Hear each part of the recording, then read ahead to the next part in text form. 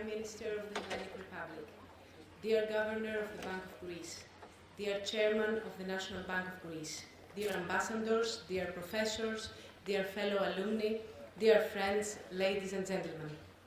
It is a great honor and pleasure to welcome you as President of the Hellenic Alumni Association of the London School of Economics and Political Science on the occasion of the second public lecture of the LSE Hellenic Observatory Athens lectures.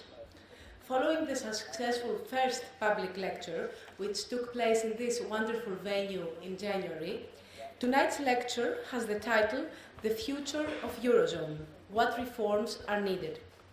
And it is a great opportunity for all of us to hear a distinguished speaker, Professor Paul De Grauwe, analyzing the fragility of the Eurozone, a subject of great importance which leads to critical questions. Has the Eurozone governance been sufficiently reformed to deal with future crises? And which reforms are required to make the Eurozone sustainable in the long run? The issue of this fragility and the reforms needed to eliminate it definitely regards the economies of all member states. And above all, it regards the lives of all European citizens. Ladies and gentlemen, the financial crisis which hit the Eurozone has found both EU and the member states ill-prepared. It has challenged European integration and brought to surface severe weaknesses of the European project. Unfortunately, it was proved in practice that the economic and monetary union did not work as an effective economic union, but rather as a monetary one only. After that, specific and significant steps to strengthen the Eurozone were made. But is there more to be done? And what? And how can we use the lessons learned from the hard experience of the past in order to avoid future difficulties? As we are heading towards the European Parliament elections in May, I believe that all these questions and thoughts are becoming more and more relevant for Europe. Thus, European citizens in all member states are in search of an economically strong, sustainable, and socially just Europe. In this context, a strong Eurozone practically means progress, growth, job openings, and prosperity for European people. A Eurozone capable of dealing and coping effectively with any possible future turbulence. With these thoughts, I would like to thank you all for your presence tonight and allow me to present the panel. Paul De Grauwe is John Paulson Professor at the London School of Economics. He was a member of the Belgian Parliament from 1991 to 2003. He is Honorary Doctor of the University of St. Gallen, the University of Turku, the University of Genoa, the University of Valencia, and Maastricht University. He was a visiting professor at various universities: Paris, Amsterdam, Berlin, Genoa, Kiel, Milan, Pennsylvania, and Michigan. He obtained his PhD from the Johns Hopkins University in 1974. He is an Associate Research Fellow at the Centre for European Policy Studies in Brussels and CEPR Fellow in London. He is Vice President of the Portuguese Fiscal Council. His research interests are in the economics of monetary unions and behavioral macroeconomics. Our discussant, a prominent fellow alumna, Professor Eleni Louri-Dendrinou. Professor Helen Louri-Dendrinou has studied at the Athens University of Economics and Business, the LSE, and the University of Oxford, where she completed her PhD. She is professor at the Department of Economics of the Athens University of Economics and Business since 2001 and has been the chair of the department since 2015. She has also worked as visiting fellow at Oxford University and visiting professor at the Hellenic Observatory LSE, where she remains as a research associate. From June 2008 to June 2014, she was Deputy Governor of the Bank of Greece. She was also President of the Hellenic Deposit Guarantee Fund. Currently, she is, among others, a board member of the IOVE and ELIAMEP, and she chairs the Bank of Greece Cultural Center Advisory Committee. Last but not least, chairing tonight's event, Professor Kevin Featherstone, well known to most of us Kevin Featherstone is Eleftherios Venizelos Professor of Contemporary Greek Studies and Professor of European Politics.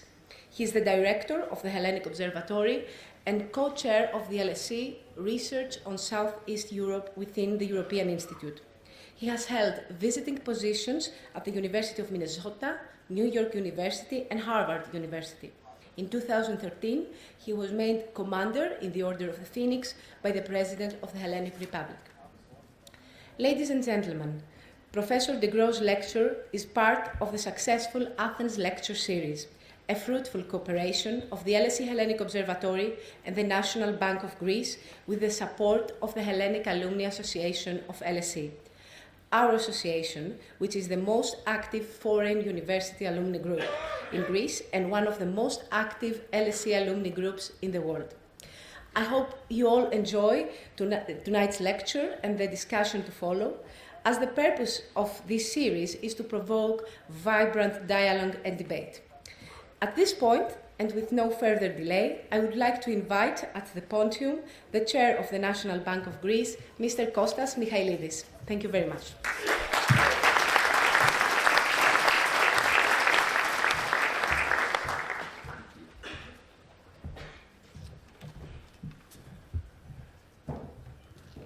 Honorable guests and good friends, delighted to welcome you as well at this event, sponsored together with the National Bank of Greece, the LSE, and the Hellenic Observatory.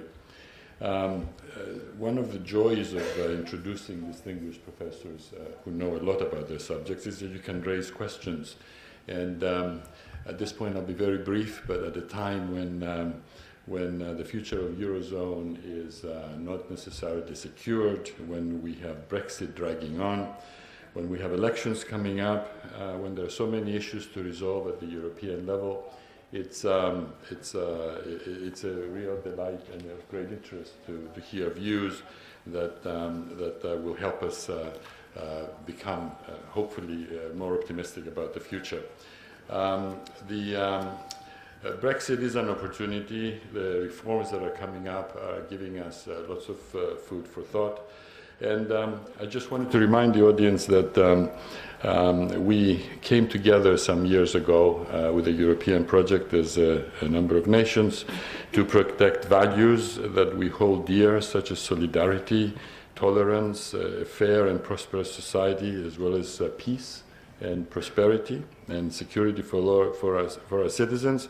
So it's difficult to imagine this vision ever becoming outmoded, so we look forward to getting some optimism on what steps are coming up next. One more time, it's good to have you here and welcome.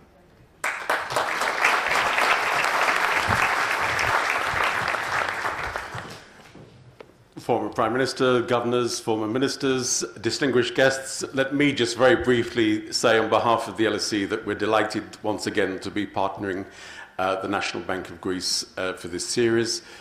We look forward to a very vibrant discussion. We've arranged things so that Professor De Grauwe will speak perhaps for about 45 minutes. Helen Louri-Dendrinou will then be the discussant, and then I'm going to open it up to you for your questions and comments. So please, having recorded my very sincere thanks to all of you for coming and to the bank for sponsoring this series, can I invite Paul to kick us off? Thank you.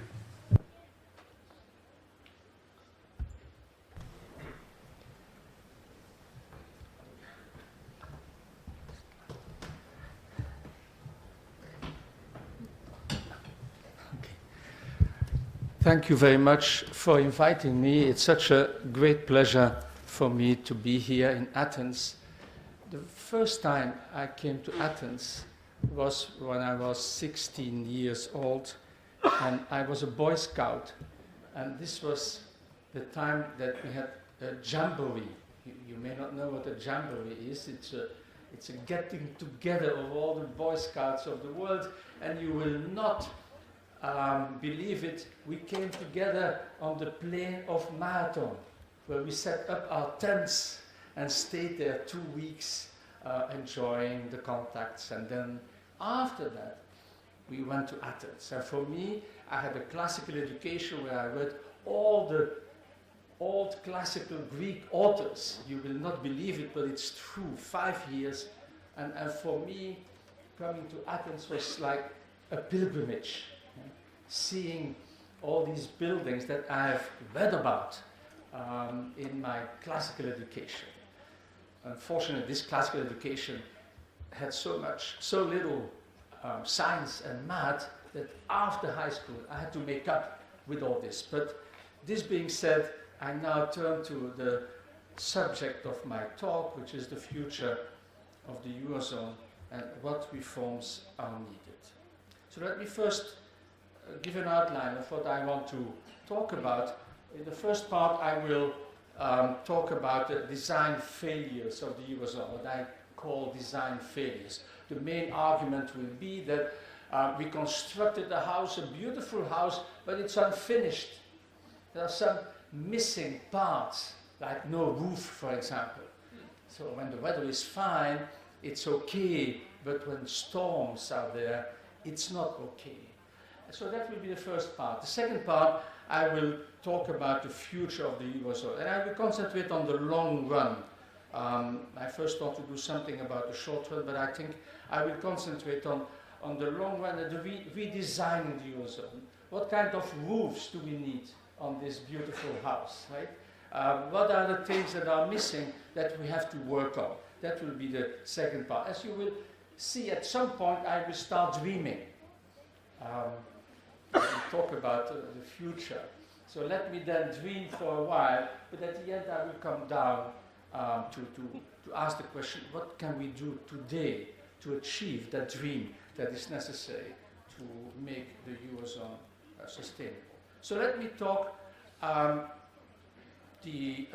the design failures of the Eurozone. As I said, the Eurozone has been ill-designed, and so we have to redesign it, right? So let me first explain these design failures. And here it is. So I'm going to focus on 3 points. One has to do with the fact that we live in a world, a capitalistic world, right? Which creates wonderful things, but at the same time creates lots of instability. It's a dynamics of booms and busts that are endemic in that system, and that continue to work in the Eurozone. And I will argue that we didn't have the right institutions to deal with this boom-bust dynamics that is there in capitalism and that will not disappear, right? Whatever we do, this will be there as long as we maintain a market system. Then I will turn my attention to the stabilizer that existed at the national level, because this system turned out to be quite unstable. We introduced some stabilizing elements at the national level, right? And when then we created the Eurozone, we actually eliminated the capacity of these national authorities to stabilize without creating them at the Eurozone level, creating a big problem. I will give some meat to that. I will give some more content to all this in the following minutes, right? And then I will also say a few things about what is called the deadly embrace between the sovereign and the banks. When the sovereign is in trouble, the banks are in trouble. When the banks are in trouble, the sovereign is in trouble. So they are holding each other in a deadly embrace, right? And if one falls off the cliff, the other one also falls. So that will be the third element that I will bring in. So let me turn to booms and busts, right? So we had a period of boom in the Eurozone, and then came the bust, right? Let me immediately show you this chart here.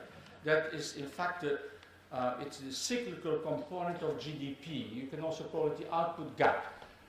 It starts at the end of the 1990s, and it goes up to 2015. And what you can see, the first period was one of booming conditions, right? And then came the crash of 2007, 2008. So what we observe here is that the Eurozone was gripped by a boom and bust, right? That has occurred in the past also.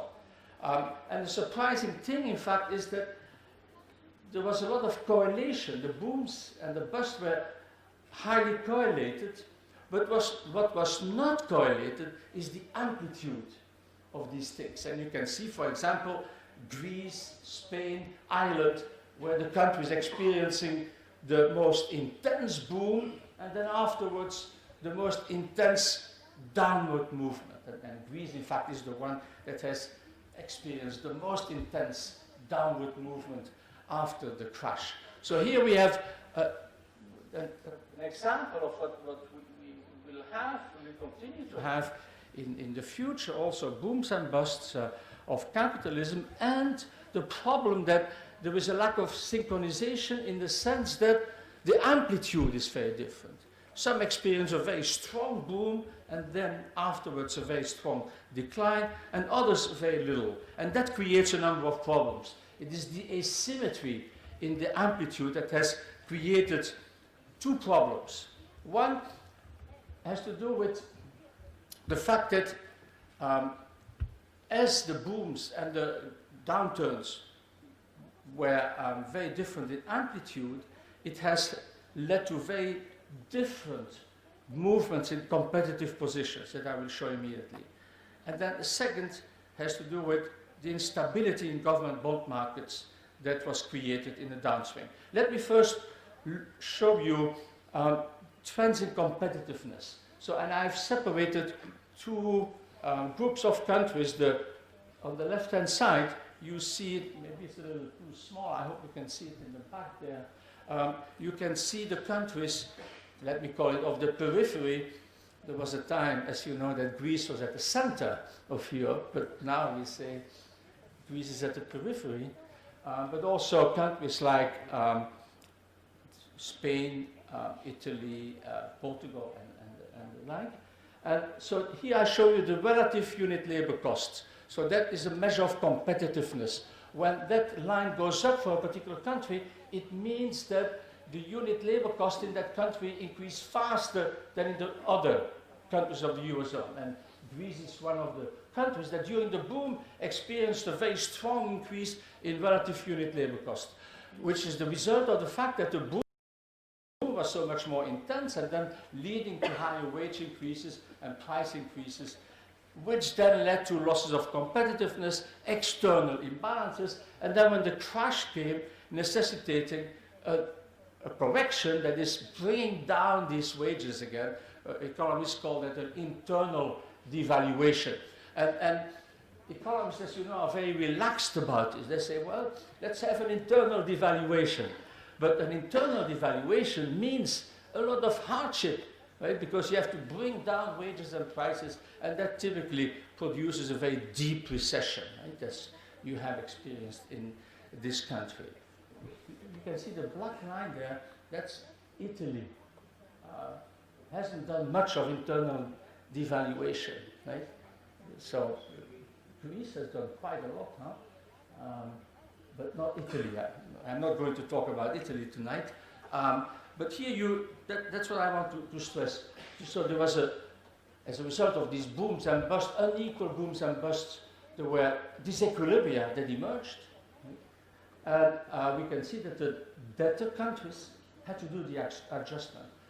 What about the creditor countries? Here they are. Did they do any adjustment? And you can see immediately they didn't. Right? No adjustment whatsoever. Right? So here you see Germany, other countries. After the bust, these countries did not participate in the adjustment process, although it takes two to tango. Right? If some countries have a deficit, others must have a surplus. And all the adjustment effort was pushed on the deficit countries, particularly on Greece, without the creditor countries doing their fair share in the adjustment, and as a result, pushing all the adjustment costs onto the debtor countries. So I think that is certainly a failure of the system. If you are in the Union and you find yourself in a situation where disequilibria have emerged, and as I say, the origin of the disequilibria or the cause of the disequilibrium is usually shared, right?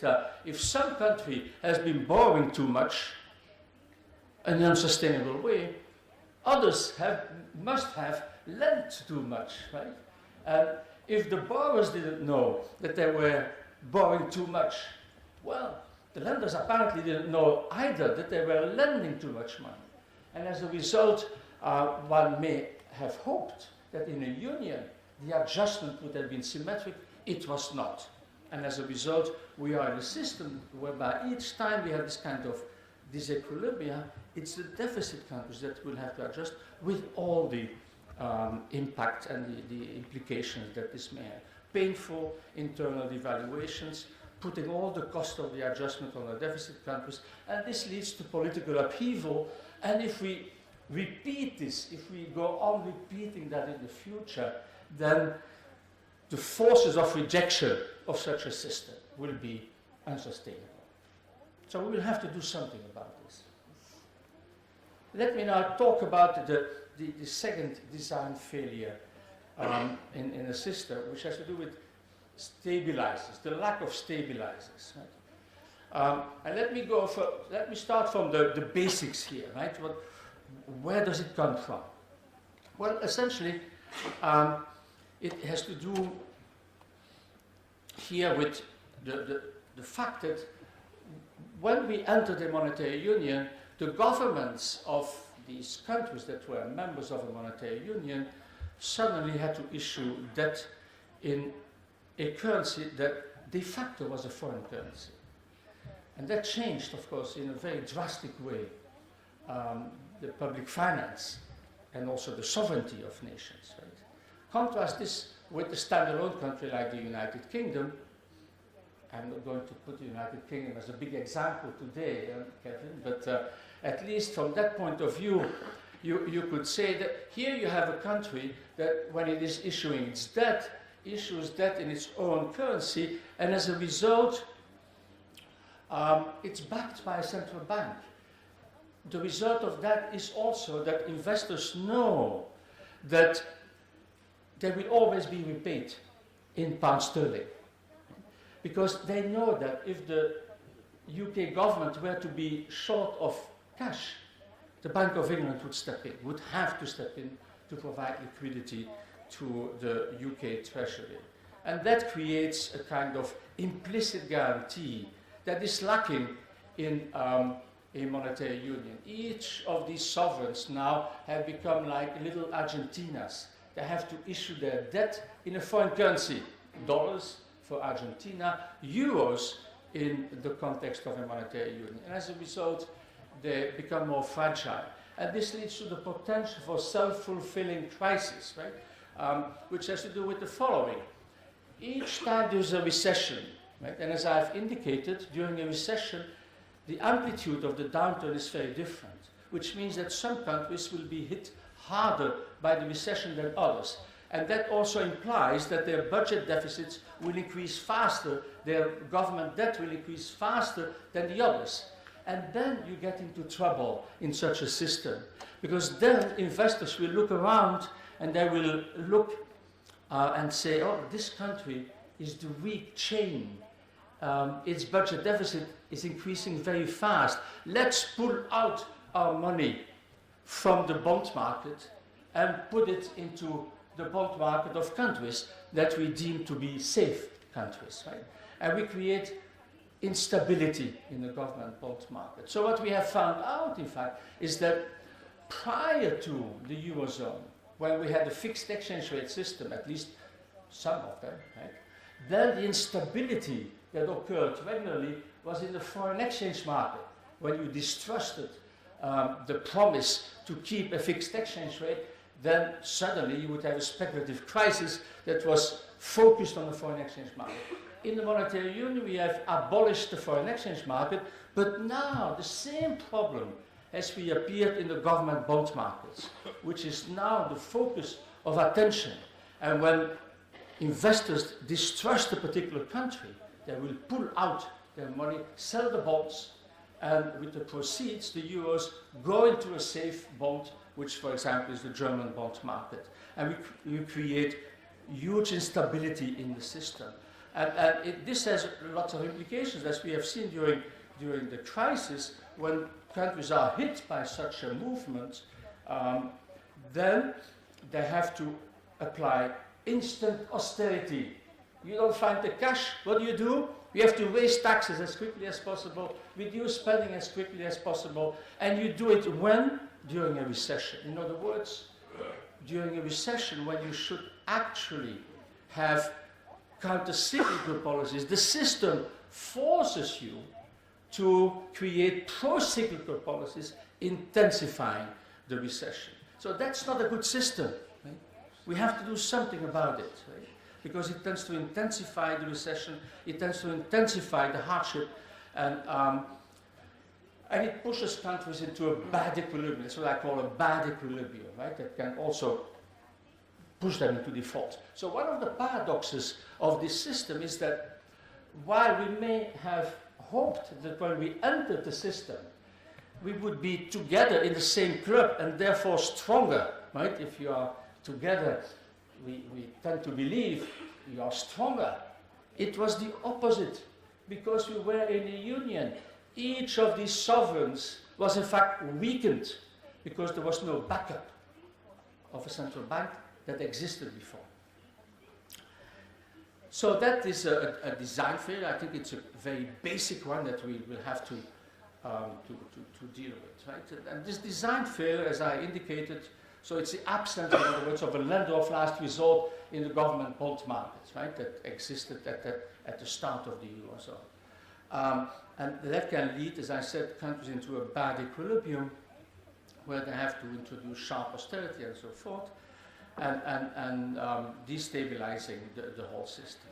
There's more bad news about a bad equilibrium, as I indicated, and that is the third element that I wanted to address, is the fact that when the sovereigns are in trouble, are pushed into a bad equilibrium, the banks are also in trouble, right? And vice versa. We have seen it in this country, the sovereign was in trouble, the banks also got into trouble.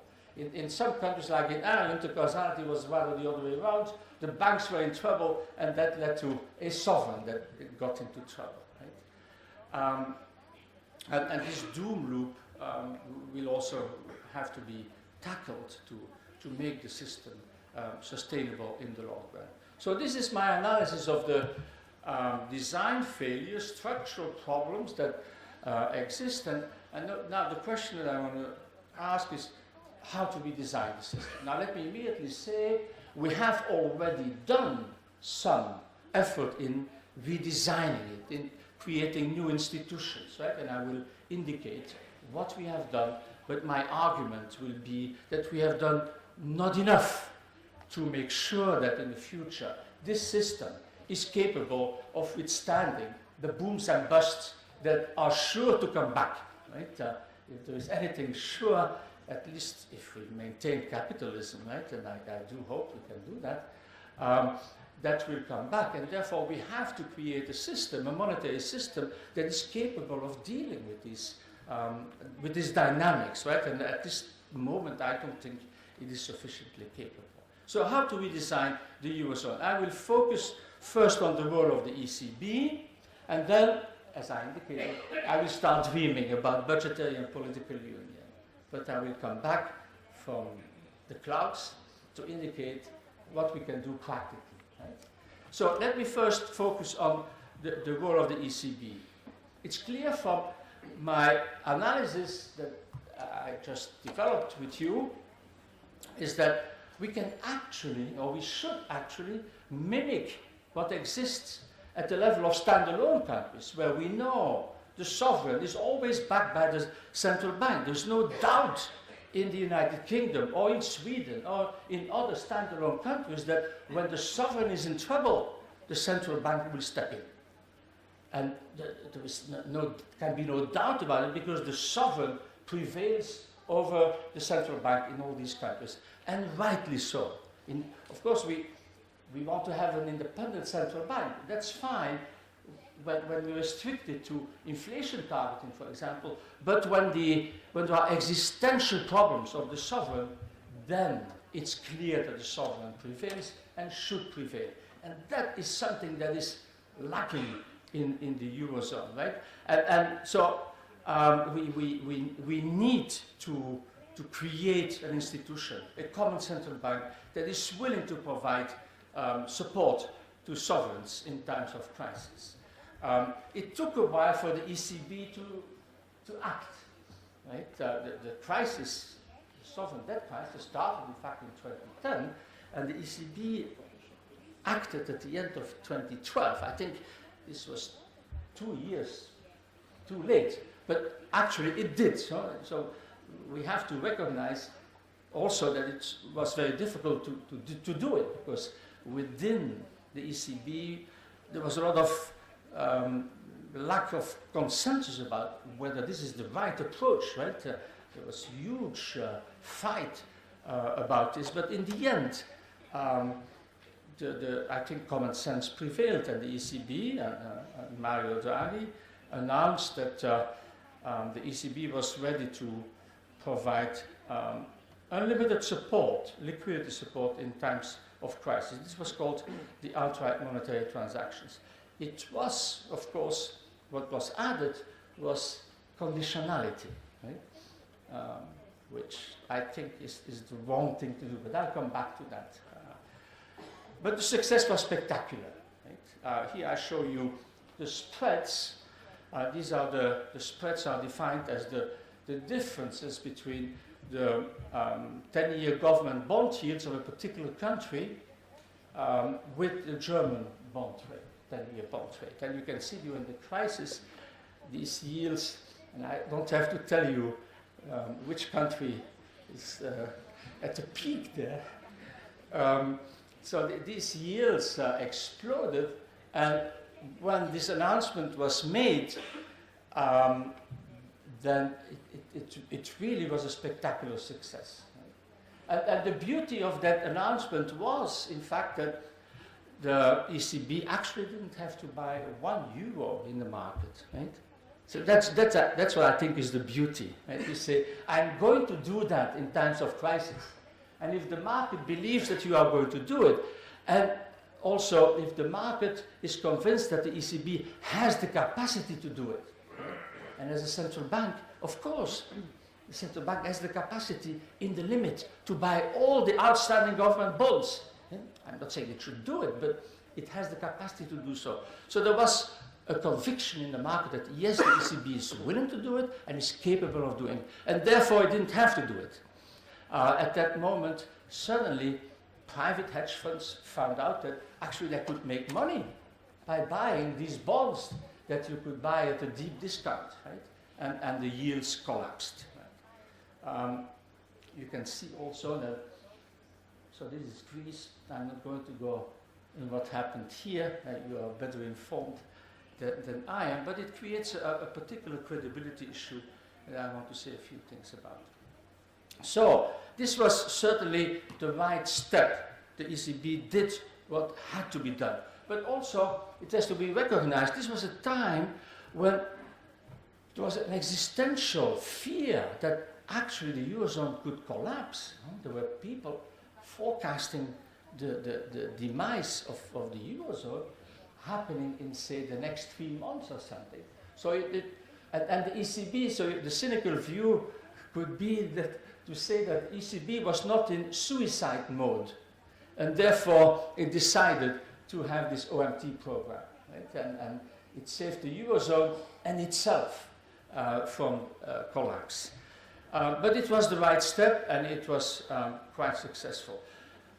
The second Greek crisis of 2014-15, of course, cast doubt about the willingness to activate the OMT in the future, right? And here we have a big problem with this OMT program. It's a lender of last resort facility, right? Which means that, as with the banks, the central bank, as a lender of last resort, only wants to step in to fight a liquidity crisis, not a solvency crisis. Right? That's a distinction also that Bagehot, the well-known 19th century economist, made when he came up with the theory of what the central bank should do in its relation with commercial banks. And he said that the central bank should provide unlimited amount of liquidity to solvent but illiquid banks. Right? And the same, in fact, is implicit in the OMT program. The ECB should provide liquidity supports to solvent but illiquid governments. But of course, as you know, in real time it's very difficult to decide, is this a liquidity or a solvency crisis, right? If it's a liquidity crisis, the central bank should step in. If it is a solvency crisis, the treasury should step in, and taxpayers are involved, right?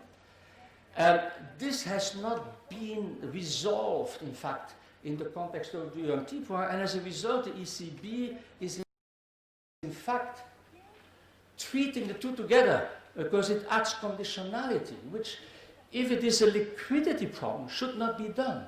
Right? But that's the way it is. So we have created something that is certainly a step forward, but that will still create future problems. Now, there has been a lot of criticism of the OMT. I'm going to be relatively quick about this. One has to do with inflation risk, and the other one has to do with moral hazard. And there I will put a little more emphasis. Right? And as you know, also in the north of Europe, in some countries, in Germany, the Netherlands, and others, there is still no acceptance that this is a good instrument. When you talk to German economists, they still think the ECB is doing illegal things there. Right? It's not.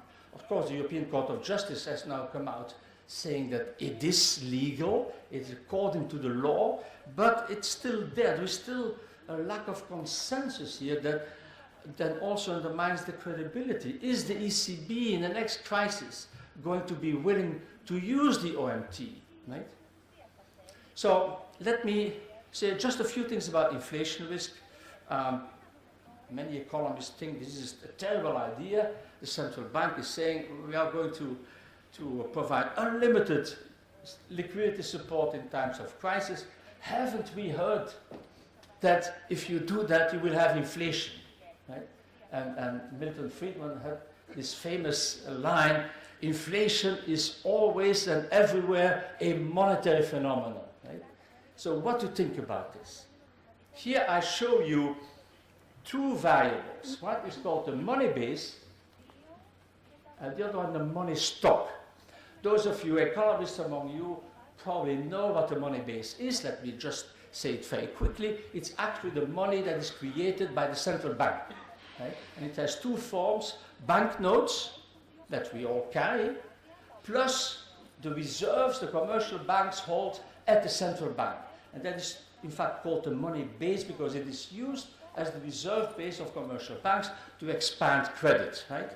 So, and then the money stock is actually the money stock in the form of, again, banknotes, and then the deposits we, the non-banking sector, hold at the commercial banks, and that we use to make payments, right? Payments through transfers or debit cards and credit cards and all that. And that, the money stock is in fact the variable that we should keep in eye, because that's where inflationary pressure could come from, right? If it was too much money in circulation that people can use to make payments, that could lead to too much inflation.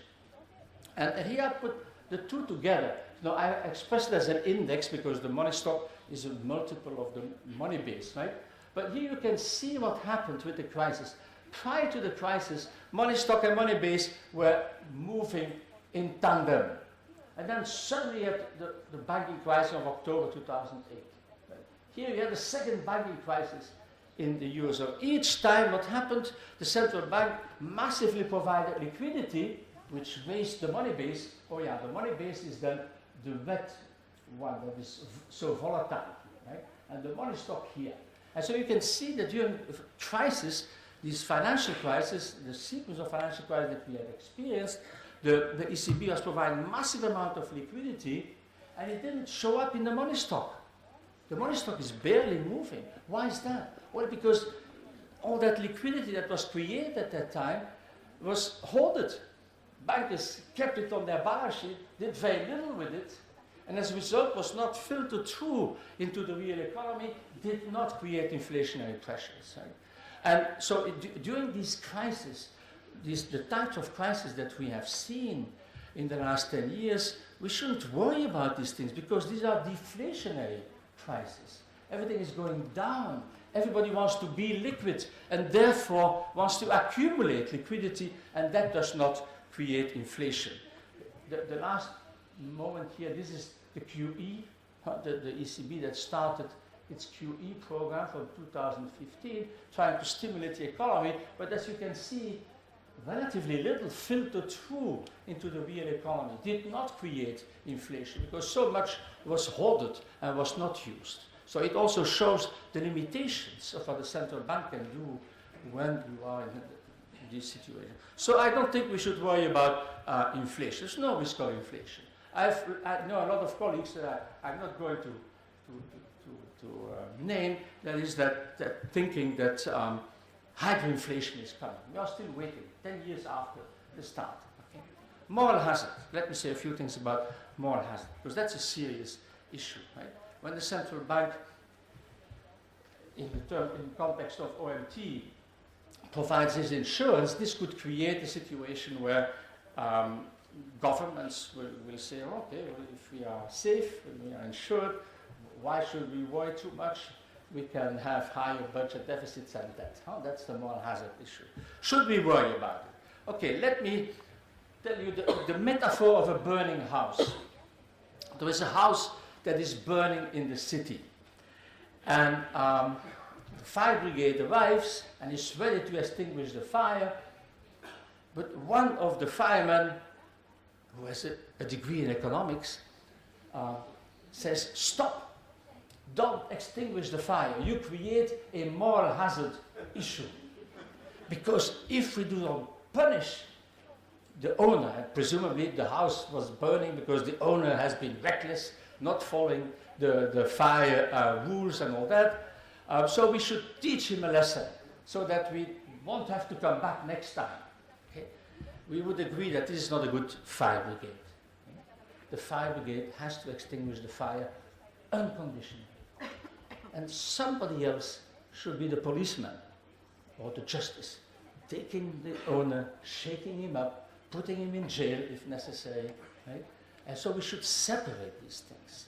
The ECB, in other words, is there to provide liquidity in unlimited amount, unconditionally during crisis, and others should deal with the moral hazard issue. Who are the others here? Well, this can only be the European Commission that has, in fact, the legal authority to do so. Of course, not perfect, there are all kinds of problems, but that's the way it should be organized. Unfortunately, as I told you earlier, the OMT is combining solvency and liquidity issues, and as a result, it's fire brigade and at the same time also policemen, because it's going to say next time, if you are in trouble, we are going to provide liquidity, but we first want to punish you, right? We are not going to allow you to obtain this liquidity free of charge, right? So, and that I think is not the right procedure. I think we have to do it differently, and we have to separate these things. Because if we don't, next time, it may not be used at all when we need it. So that's a big issue that will come back to us. So we have the OMT, but we will have to change its design. Let me then turn to my last point about fiscal and political union, budgetary and political union. So the third building block here is the completion of the monetary union into a budgetary union. Right? As I told you, the source of the fragility of the system is that we have centralized money, but the bond markets have remained national. And therefore, during a recession, each time there's a recession, there will be destabilizing movements between these bond markets, right?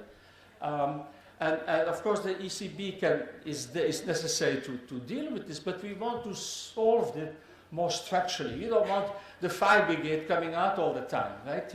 You want to solve it structurally, and that can only be by centralizing budgets and debts, right? And there are essentially two reasons to do it. One is to create, to issue a common debt, right, under the control of a central authority, and thereby protecting individual members from this instability that exists in the system, right, from these destabilizing capital flows. And secondly, also a system that centralizes government budgets into one central budget as a mechanism of automatic transfers within the system, right? Because we need this kind of insurance mechanism. When one country is doing badly, we need a system of support, right? Of course, it's not popular to say that these days, right? And that's why I told you I was starting to dream. You can see, but I think it's a very serious thing, and I like to say that when you have a union, it is necessary to have some solidarity mechanism. Suppose if you are going to marry, right, and you have a contract with your partner, and the contract says, if you are in trouble, don't count on me. Is that a union that will last long? And the answer is no, it will not, right? And the same is true with the monetary union.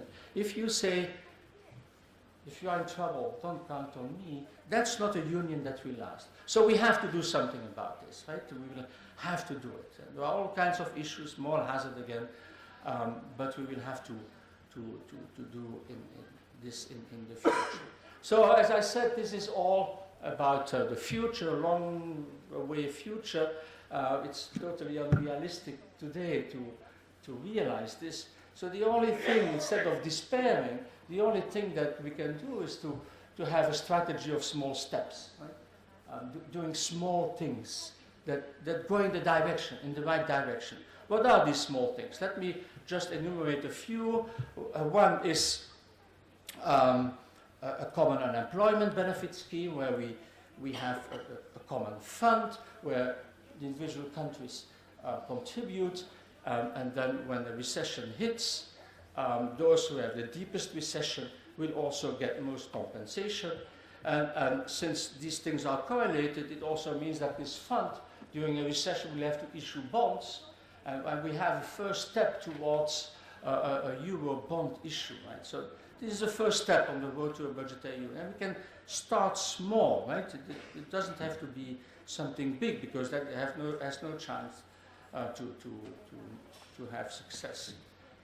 Joint issue of common bonds, I think also at some point we will have to do that, creating common bonds, euro bonds, with joint responsibility, joint liability, pooling national government bonds together, of course creating moral hazard. All these things create moral hazard, and therefore require trust also. But some formulas can be used. Here I mentioned these blue and red bonds that Bruegel some years ago proposed, where we would only put together a certain part of the national bonds and create euro bonds, and everything exceeding a certain amount would then be personal responsibility. So that's essentially creating a system of co-insurance, right? You are insured for a while, but there's also an individual responsibility. So we could go in that direction. I have a discussion here, but I think the time does not allow me to go into that, about safe assets. As you may know, there have been proposals by the European Risk Board, a systemic risk board, to create a safe asset that would have the characteristic that it's not based on joint liability, right? So everybody we would put the bonds together in one structure, and then we would issue new bonds, safe assets, with different tranches, a junior tranche that would get the hit when some of these bonds that are held in the fund would lose, and then a senior tranche that would be a safe asset, right? But this would be a system that would not create joint liability. This proposal was taken seriously. I think there's something to do here, but I'm not going to go any further into this because of lack of time. Finally, a third element here that I would like to bring forward is the banking union. There we have already achieved something, right? We have created a banking union but it's incomplete. As you may know, a banking union has three components: common supervision, a common deposit insurance system, and common resolution mechanism. So what we have now is a common supervision. The ECB is now the single supervisor of the systemic banks in the system, which is covering about 85% of all bank activities in the Eurozone. So it's really a major step. So this has been certainly a very major push forward in creating a banking union. But unfortunately, the other two elements here are either nowhere. For example, common deposit insurance. We are nowhere here. Here again, there's a lack of trust. Right? Those who, especially in some countries in the north of the Eurozone, just don't trust the others, and therefore are not committed in having a common deposit insurance system. And then the common resolution mechanism, the third step in the banking union. There we have made some advance. We have created a common resolution fund that will gradually reach 55 billion, but as you can see, it's insufficient, right, to deal with serious banking crisis. So here, what I can say, we have achieved some progress there, but we will have to go further to make it a banking union capable of disconnecting this doom loop between banks and sovereign. It's still there. So my prediction is, if we have again this kind of crisis, then national authorities will again be the only ones responsible for saving their banks. We have not yet made it possible, like it is, for example, in the United States, that when the banks in one particular state are in trouble, the problem is resolved by the federal government, thereby insulating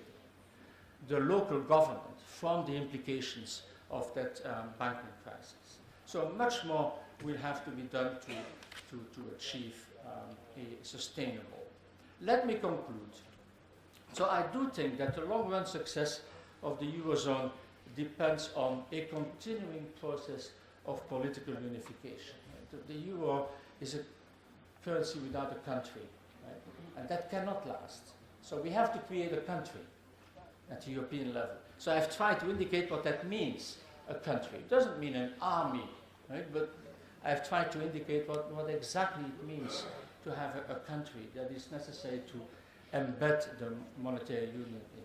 So this political unification is needed because, that was one of my major arguments, because the Eurozone has dramatically weakened the power and legitimacy of nation states without creating a nation at the European level. Right? So that's, I think, the fundamental problem that we face. We have stripped the power and legitimacy of nation states and not created a power, a nation at the European level that can take over the responsibilities of what these nation states were doing in the past. And this is particularly true in the field of stabilization. So that is something that we cannot maintain. We will have to either move forward or move backward, right? So we will have to create that nation that takes over from national governments or go back to national government. That's the choice that we will have at some point. Today there is a lot of integration fatigue. I'm very much in favor of further integration. But what I observe is that the willingness today to move in that direction of budgetary and political union is very weak. I wrote that down, non-existent, when I was in a very pessimistic mode that day. So here I would say it's very weak. And this, of course, will continue to make the Eurozone a fragile institution. And therefore also its long-term success cannot be guaranteed. Thank you for your attention.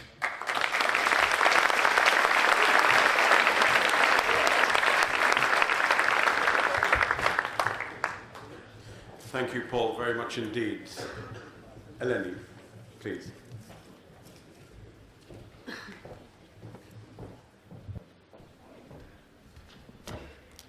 Well, first, I'd like to thank Professor De Grauwe for his insightful and provocative presentation, with which I mostly agree, I have to say, so there isn't much to discuss in terms of disagreement.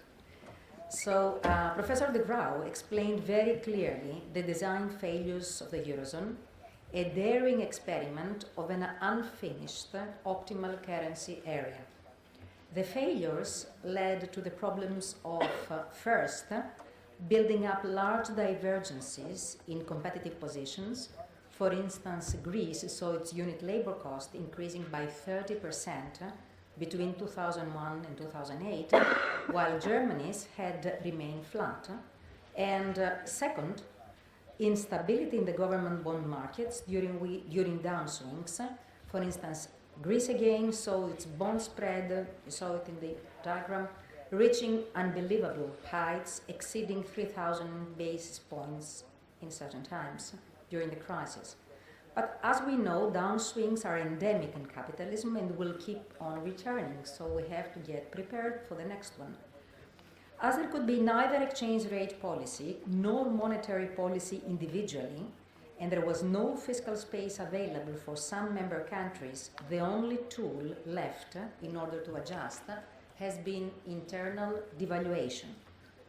Internal devaluation has been painful with asymmetric costs. It led to political dissatisfaction and encouraged the dynamics of rejection of the Union and the rise of populism, damaging European democracy.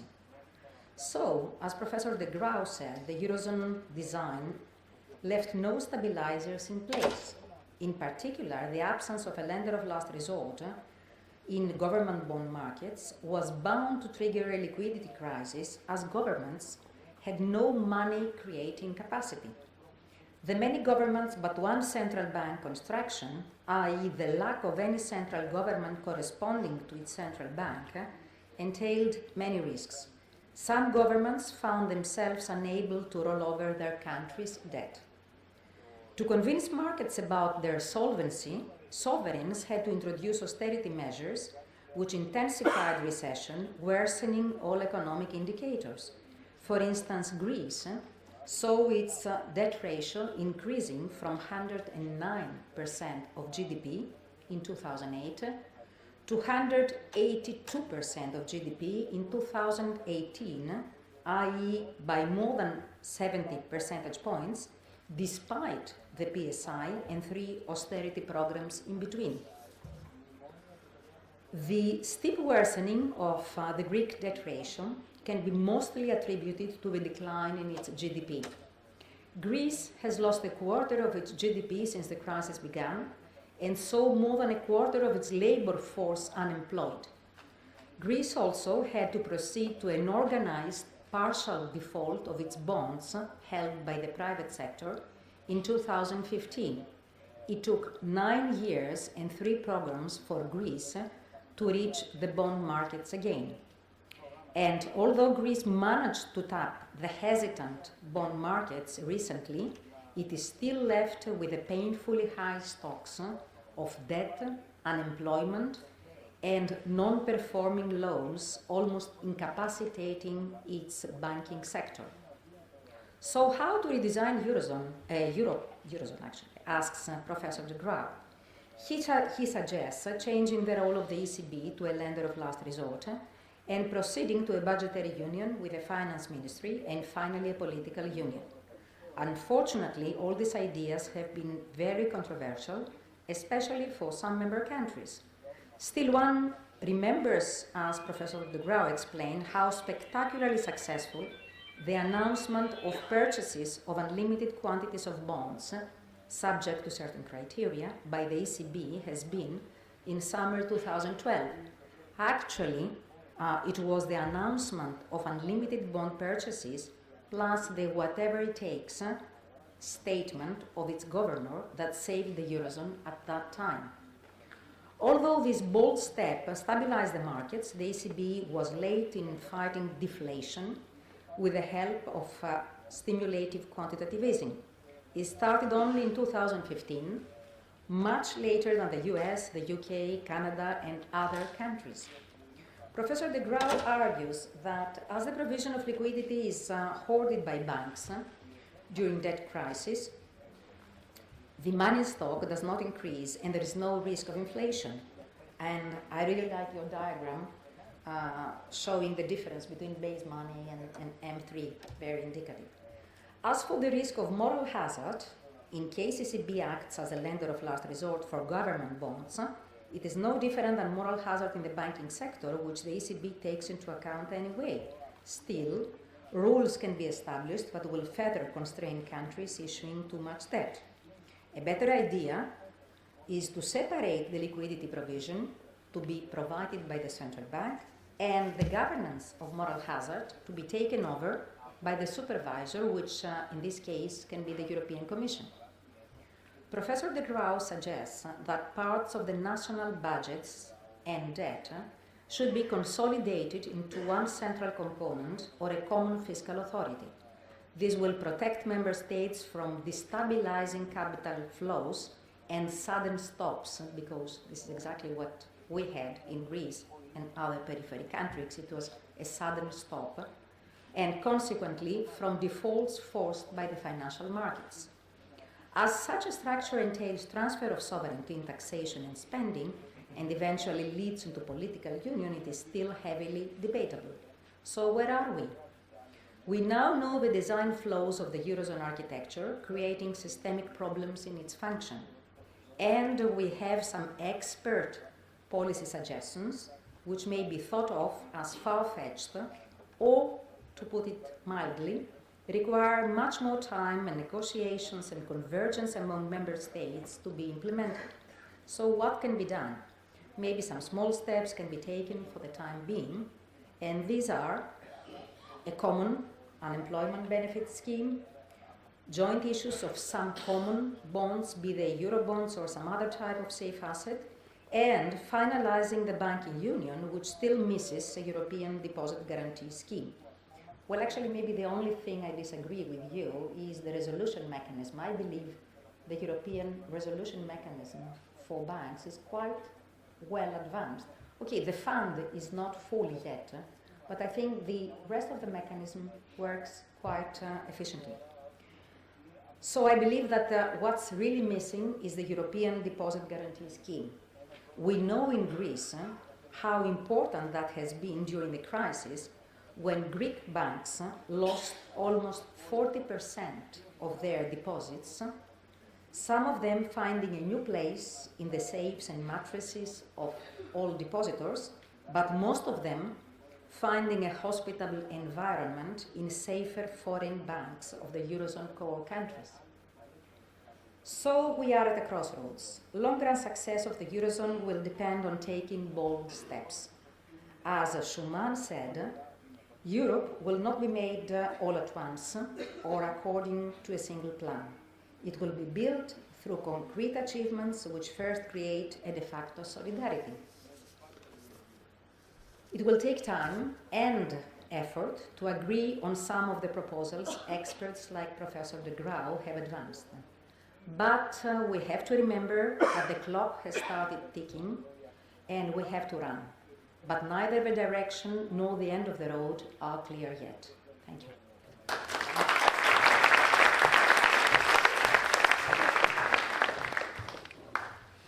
Thank you, Eleni, very much indeed. And thank you, Paul. In a moment, I'm going to open up for questions from the audience. I wonder if I could pose a question myself. And I'm being a devil's advocate here because, again, I agree with so much of what you've been arguing.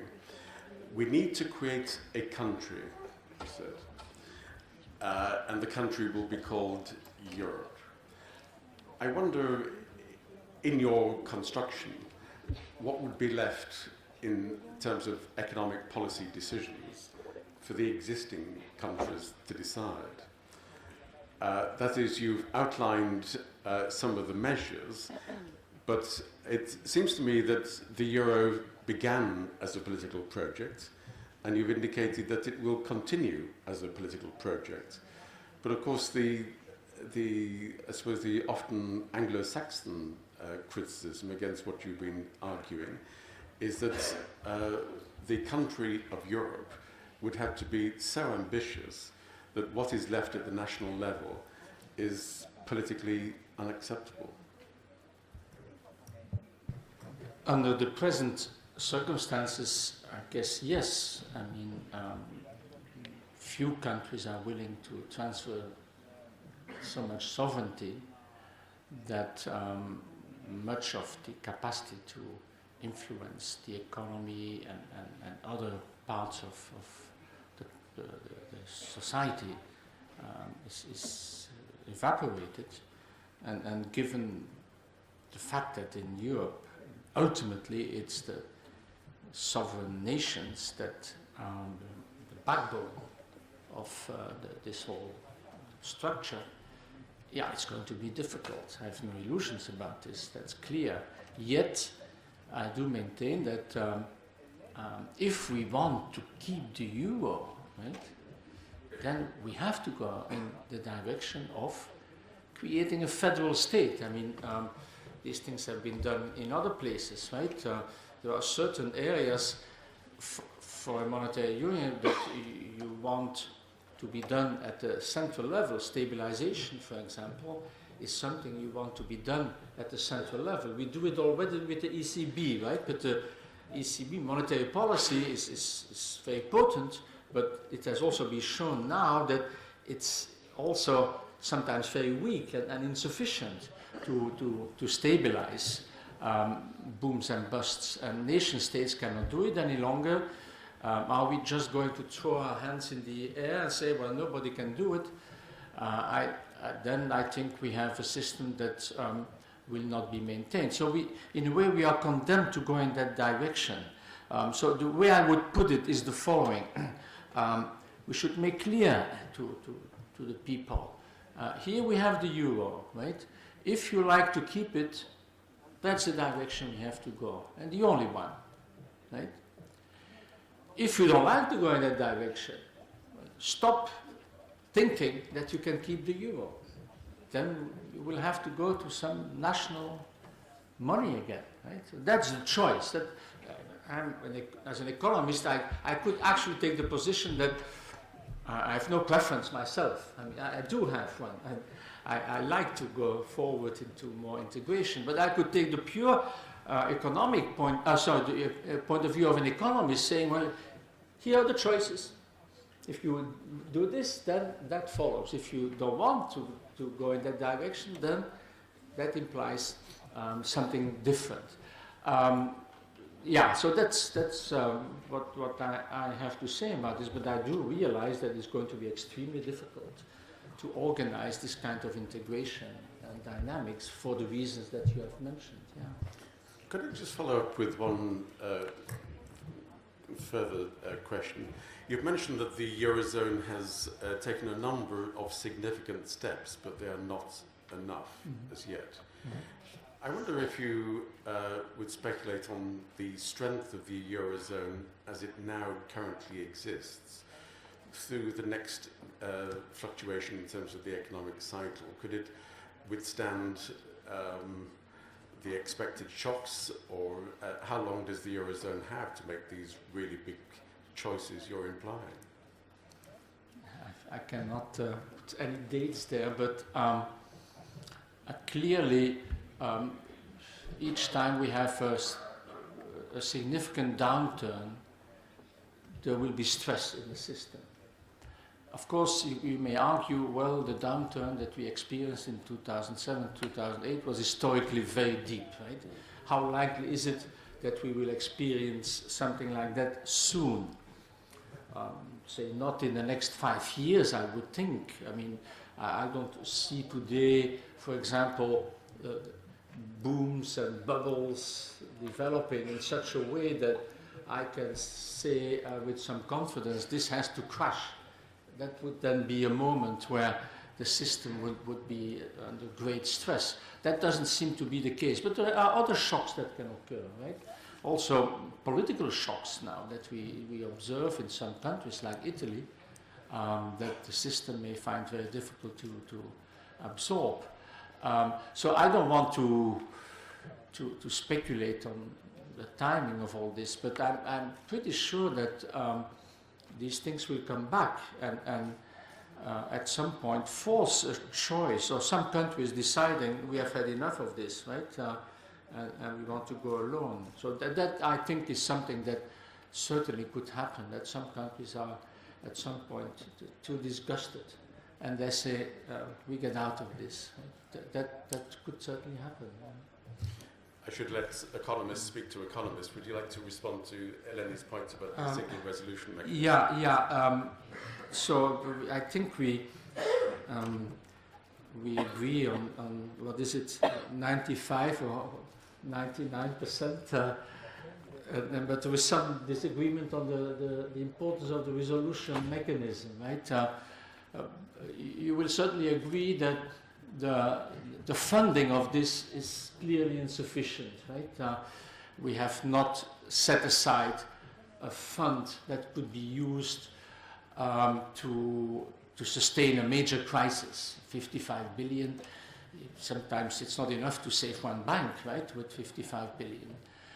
So that's certainly insufficient. Of course, there are other dimensions to the resolution mechanism and the banking crisis that I didn't mention that maybe you have in the back of your mind. I'm thinking of the bail-in features that now have been introduced. But here I think the bail-in, for those of you who are not aware of what that is, it's a mechanism whereby when banks get into trouble, before taxpayers are asked to come up with the money, we will go and look at the creditors and the nature of the creditors of the bank, and then let them pay the bill, right? Shareholders, obviously, first, but also bondholders and large deposit holders and all that. But I think this mechanism, in fact, doesn't take into account that sometimes when you have these booms and busts, the system as a whole is shaken, and then bail-ins don't work. Bail-ins work relatively well when it's an isolated problem of a particular bank, right? Not when it is systemic. And then when that happens, then bail-ins can easily become a trigger for flight. You say, this is getting problematic, let's run, right? And bail-ins, in fact, then actually could trigger a crisis instead of preventing a crisis. So, although I'm not dogmatic about this, but bail-in is like an insurance mechanism, right? Insurance mechanisms work well when the shocks are not correlated, right? If all the houses in a city burn, well, insurance companies will not want to cover this because there's too much correlation of the fires. So these things have to be uncorrelated. When you have systemic crisis, right, then all these things get correlated. And then private insurance mechanisms don't work, and bail-ins don't work either. So although I'm not saying we should not have this, but we surely have to supplement this with government-sponsored insurance mechanisms, and that has to be the taxpayer. It's a total illusion to think that you can solve a major banking crisis without the taxpayers. Markets don't resolve these things, right? That's the illusion that politicians have created. So next time taxpayers will not be involved and it's the market that will do it. No, if you have a deep systemic crisis, markets don't do it for you. And then you need governments, and therefore taxpayers inevitably will have to bleed if we have again such a crisis. So I think that a resolution mechanism as we have it up to now is still insufficient. Okay, thank you. Let me open it up to colleagues in the audience. Can I invite Professor Ioachimidis first? I think there may be someone with a microphone.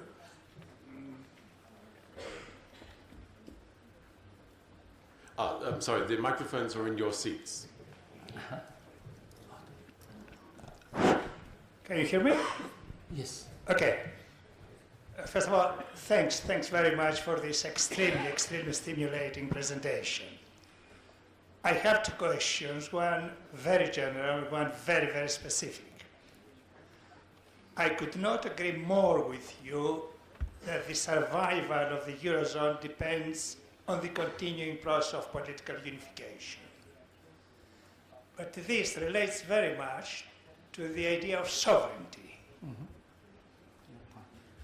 Have you any idea on how to engineer a process to persuade governments and indeed societies to transfer the necessary sovereignty so that to build political union and other institutions, especially in the light of rising nationalism and populism? Because that's the big question, that's the crucial question. And that's my general question. My very specific question is this. I'm sure you know that the European Commission has proposed a certain budget for the Eurozone, but this is within the general budget of the European Union. Is this the correct approach, or we need a budget quite separate for the general budget built within the framework of the Eurozone? In my view, is the wrong approach, not the right approach. Thanks. Thank you very much indeed. Okay. Was there, please.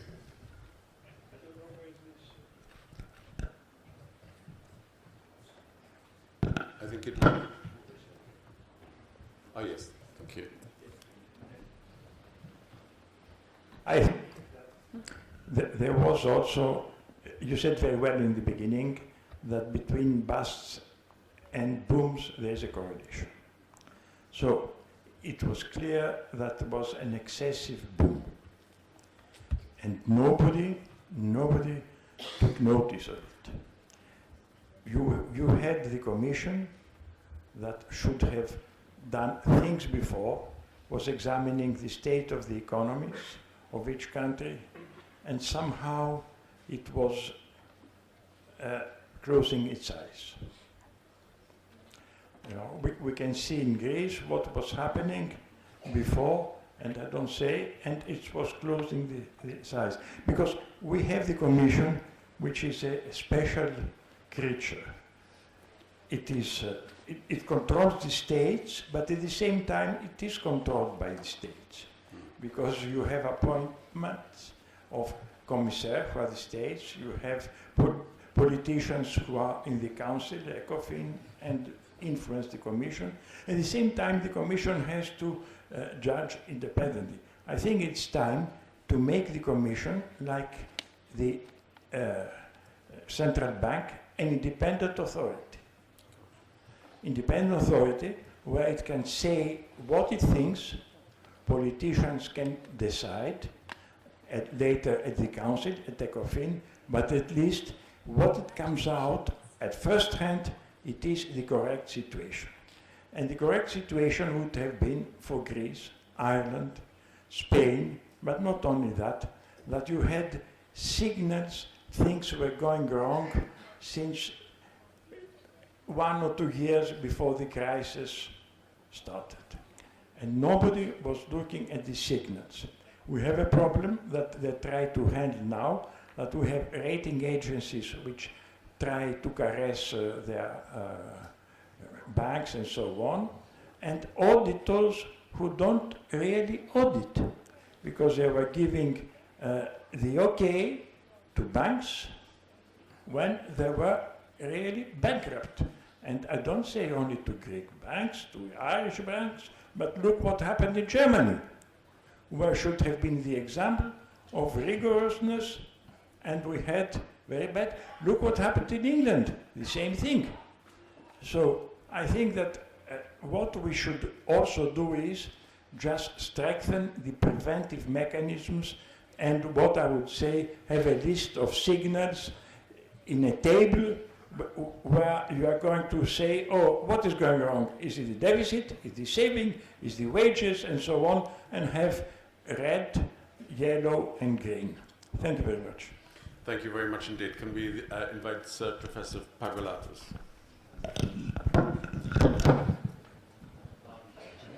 Thank you for an excellent presentation. You've outlined, you've analyzed different versions of risk sharing in the Eurozone, pointing out the limits of the monetary channel, the fiscal channel, and I'd like to ask you about the financial sector, risk sharing through the financial channel. Now, it is argued by many that this is even more important than risk sharing occurring through the fiscal channel and through federal transfers, and it is mentioned that in the US, much of risk sharing occurs through private sector financial channels and risk sharing rather than federal transfers. My question to you is, how do we get there in terms of countering the bank sovereign doom loop?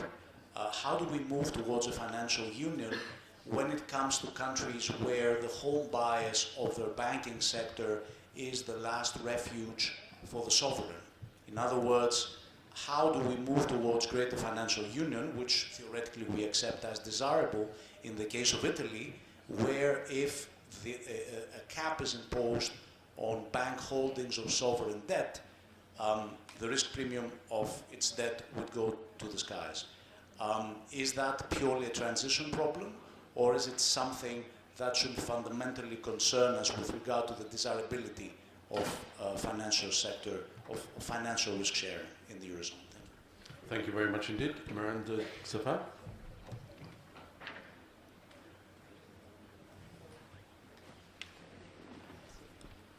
Sorry, this is a follow-up from the previous question that George asked. If we have open and stable financial markets, do we really need budgetary union? If we have risk sharing through cross-holding of assets, as happens in the United States, do we really need Germany to agree to issue common euro bonds? I realize that you're skeptical about the ability of private markets to provide insurance in a systemic crisis, but I believe European leaders have agreed that the ESM would be the backstop to the resolution fund if the 55 billion prove insufficient. Thank you very much indeed. And this question here, please. I'm George Demopoulos, Professor of Economics at the Athens University of Economics and Business. Paul, it was an excellent presentation. My question is the following. We keep observing that there is no automatic adjustment mechanism in the Eurozone that could bring the observed imbalances among the member states into an equilibrium. Therefore, we keep running into a disequilibrium situation. Do you share this point?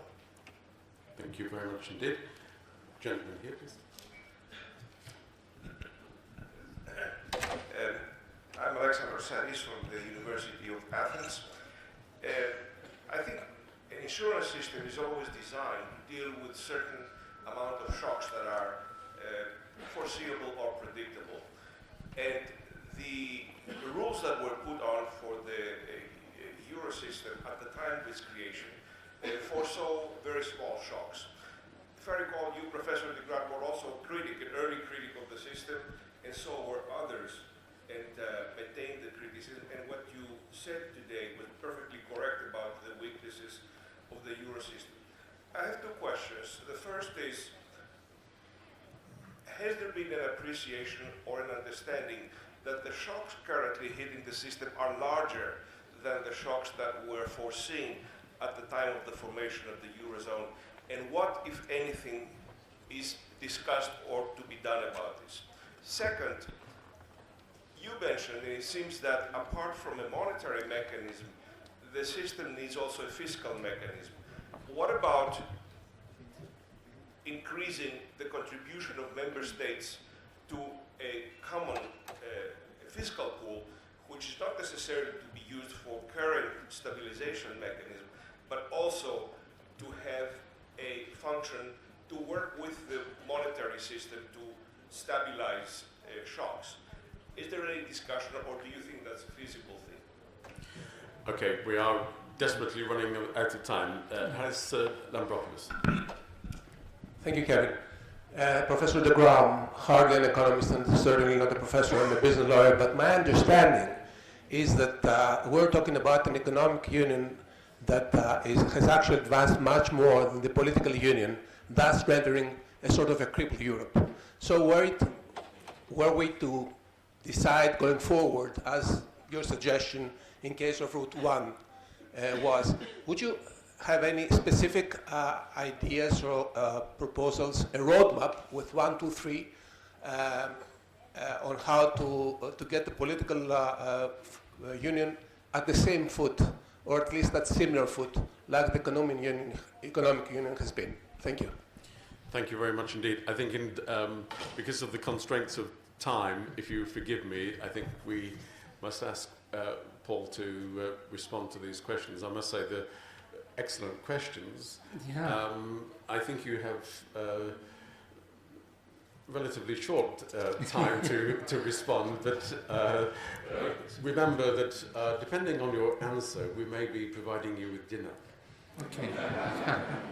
So in a way, by restricting the time, it makes life easier for me. I can then, all the difficult questions, I can then say, sorry, I had no time to answer this. No, I'm going to try to answer all these questions, but I'm not sure I can really answer them satisfactorily, because they sometimes go quite deep into the problem. And the first question was about how can we convince citizens that this transfer of sovereignty is necessary, is going to be good for them, because that is key if we want to be successful, right? It cannot be top-down, right?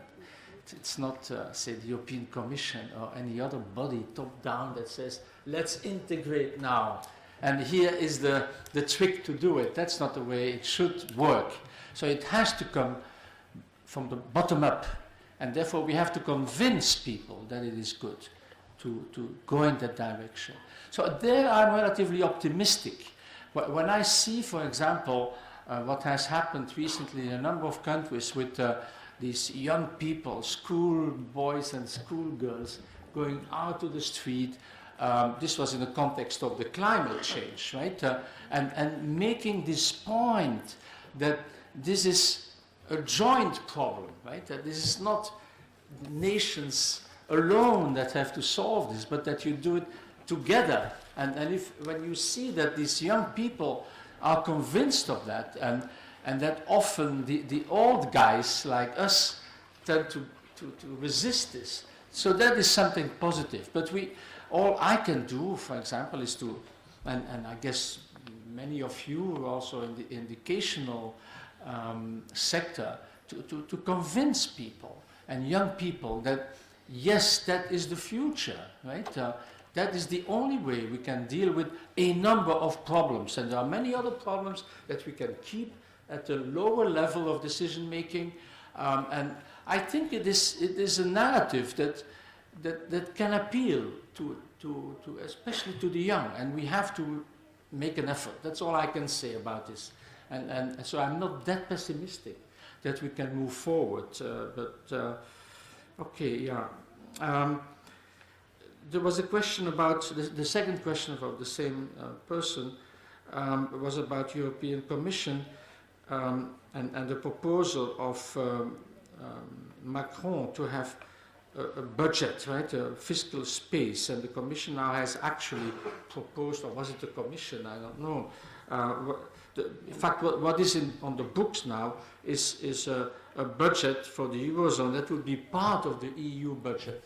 But as you know, the EU budget is 1% of EU GDP, and if you want to find a little hole in there, in this 1% of GDP, it's not going to go very far, right?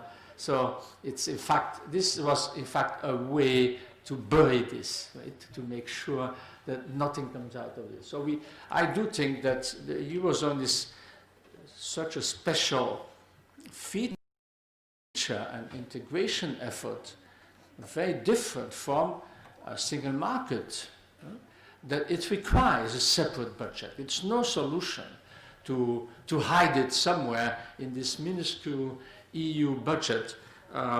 So I do think we have to go much farther.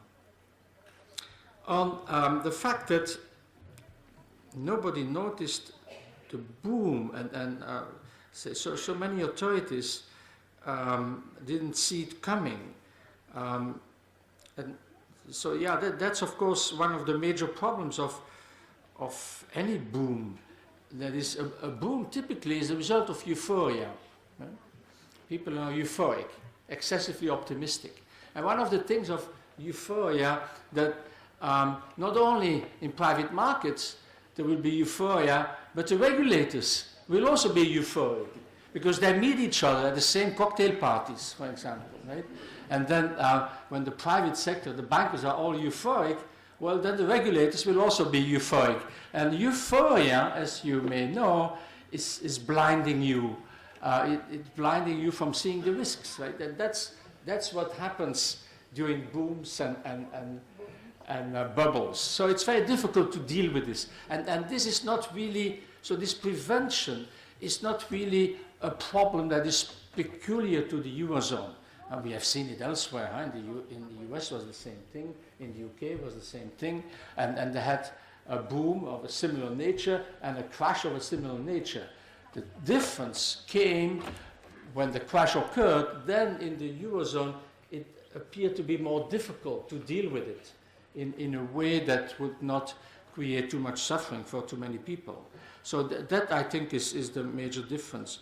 I'm not sure this was a suggestion that was mentioned there. The European Commission should be an independent authority that would then, if I may say so, from its Olympus, see what is happening and then intervene in a preventive way. I don't think that it works that way.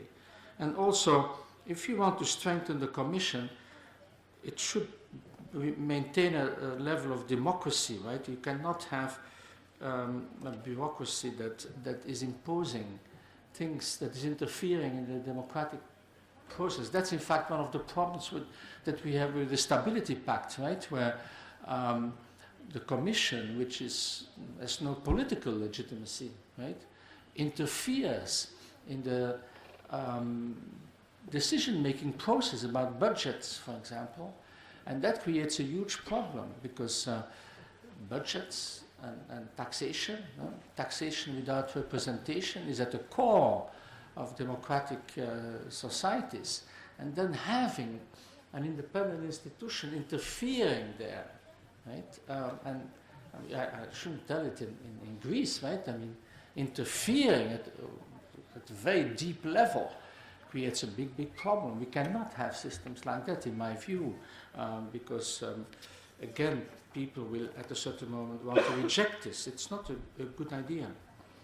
Now, there are two questions on financial markets and its capacity to share risks, right? And is it not, is financial market integration, capital market integration, that also is one of the things that we want to push, and have been proposals to go in that direction, and we have moved already in some way in that direction. And I think here I would like to make the distinction between efficiency considerations and stability considerations. For efficiency point of view, yes, of course, in Europe we need integrated capital markets. It will make it easier for companies to fund their investment projects, and we really need that. So that is something we have to push forward. Is it a good idea to have financial market integration to make the system more stable? There I have my doubts. My argument was, and you made reference to that when you have systemic crisis, then financial markets do not insure. Then they run away. That's what we know, right? When it's a systemic shock, then financial markets don't work. Everybody runs away to the exit door, right? And in fact, the financial markets then typically make it worse. They amplify the system. So that's what we know from the past. This has happened in the past, and that's what we have seen during the most recent crisis. And this will occur again. So therefore, I'm not against financial market integration, but at some point you will always need a backup, a political in nature, somebody backing up the banking system, right? With somebody with deep pockets, right? Which means, if it is a solvency problem, taxpayers. Right? So you cannot evade this. When shocks are systemic, then only governments can take care of it. And the financial markets will just run away. I have to... Sorry, Paul, I may have misunderstood Professor Pagulatis' question, but I'd understood it to say that how do we move to a financial union when banks are the last refuge of national governments? That was the point which you were making? Yes, but if we have a system where financial markets that are now to a large extent, still to a certain extent national, become more international, if we have a lender of last resort in government bond markets, then banks will also be willing to hold a diversified portfolio of government bonds. Right? There is no reason why they wouldn't do that. If they know that when there's a liquidity crisis, right, the ECB is ready to intervene, there is no need to have concentrated local government bonds in your portfolio. It's precisely because they doubt that this is the case that we still observe this. So we have to go all the way to avoid this. That's how I would see it. There's also a mention of the ESM, right? The European Stability Mechanism that can be used when we have problems with banks and resolution problems with banks, right? But as you know, the governance of the ESM is very peculiar, right? In fact, countries maintain veto power, right? You need unanimity to make decisions. And then I don't think that is the right thing to use. During a crisis, you have to act quickly. You cannot you don't have the time to ask all these countries and sometimes these parliaments whether they agree for a particular action. And unfortunately, the ESM is still structured around unanimity. And so that we have to get away with. Otherwise, it will not function during a crisis. So in that sense, it's incomplete, and we have to do something extra, making this really supranational. George Demoknos asked whether we have automatic mechanisms to deal with disequilibria, right? And clearly we don't. There are no automatic mechanisms that we have. We have, of course, again, and that relates to my previous comments, during normal times, when markets are not in panic mode, then we have automatic mechanisms, like the financing of current account deficits within a Eurozone happens automatically, right? We have this whole Target 2 system, for example, that is an automatic mechanism to finance current account deficits. And so when a particular country has a current account deficit, right, that typically will lead to a build-up of liabilities of the central bank of that country vis-à-vis the euro system, and an accumulation of claims of the countries with surpluses. So in normal times that works, right? That has worked. In abnormal times, this doesn't work any longer, because then again you get fear and panic, and financial markets move in the opposite direction. Then suddenly you have a stop, and it intensifies the problem. So we have automatic stabilizers when you don't need them, and we cannot rely on them when you badly need them. And there's the questions about understanding the shocks. Yeah, shocks larger than those for. Yes, that is of course a very. That is a very interesting issue. Economists always tend to have like generals, right? They know how to fight the previous war, right? And I still remember that very strongly. In the 1970s, for example, it was all about oil shocks, supply shocks. And then economists set up their models with supply shocks, and I was teaching that also. And so I've been teaching a whole generation of young economists that beware of supply shocks. Right? And then late at the end of the 1990s, early 2000s, the problem was not supply shocks, it was the boom-bust demand shocks. Right? And many economists that had been educated by people like me used their models of supply and then did the wrong diagnosis. And in fact, it affected also policymakers. The initial response to the crisis that we had 2007, 2008 was to think, and especially the sovereign debt crisis, to think it's a supply side problem. Let's fix the supply side with structural reforms. Let's make everybody more flexible. You must have heard it in this country, huh? Let's make everybody more flexible. It had very little to do with flexibility and structural reforms. It was the typical boom-bust, demand-driven boom-bust that we have seen in capitalism. And so, but the mindset was supply-side structural reforms, so you have to introduce flexibility.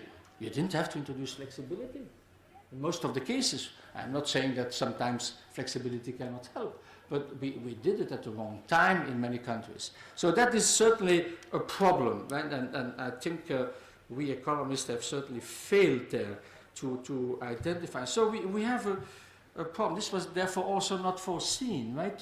Much of the Eurozone and the creation of the Eurozone was very much influenced by the optimal currency area literature, right? Which was about asymmetric shocks. And therefore, if you have asymmetric shocks, you have to be flexible to adjust to it. Wages adjust, prices adjust, people moving from one country to the other. That's fine for particular shocks, if they are permanent shocks, you know, but not if it's booms and busts, then you don't do that. And again, we were fixated. So there is a problem here. It's very difficult to, or quite often, it's very difficult not only to predict the crisis, that is certainly difficult, but also once it's there, to see the nature of the crisis in real time. Because we are all, in the back of our mind, we have this frame that we have, and that's the way when we look at reality, using that mental frame. And sometimes this is okay, but quite often it is not okay. So it's always going to be difficult to do that. Last question. The roadmap for political union. That's a tough question. I think I've highlighted some elements of that roadmap, right? It has to be a procedure of small steps.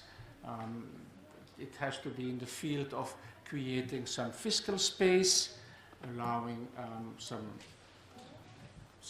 European authority to have some stabilizing function.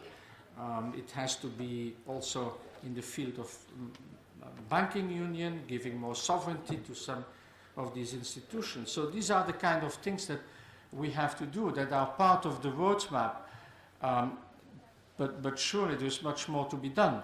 It's not, so the big problem that I see is that too many people now in Brussels think this is a technical problem.